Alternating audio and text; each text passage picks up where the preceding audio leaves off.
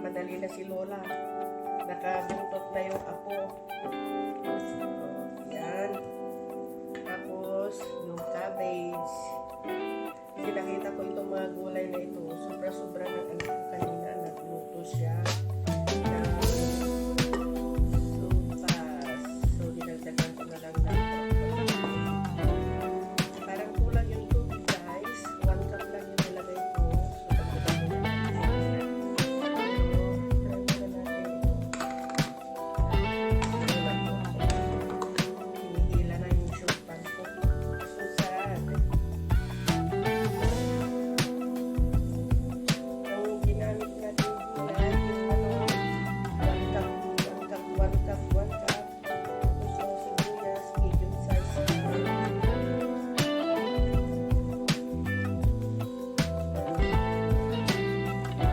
Kulang yata ng harina.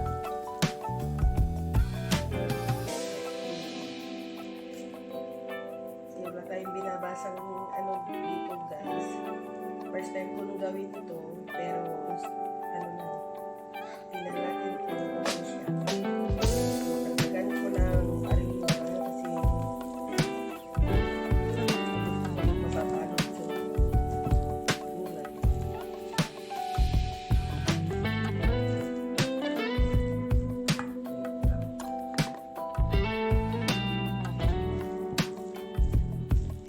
Ang cup here.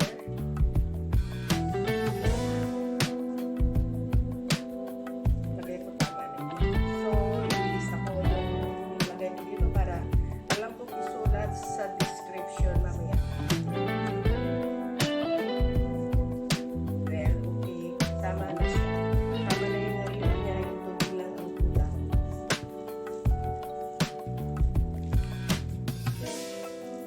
Mamaya timplan natin kung tama yung alat niya.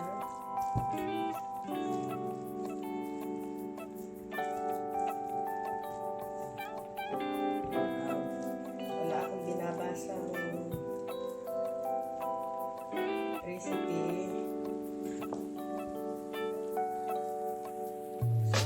Isa ko lang yung 1 cup. So, 1.5 cup of water. Perfect.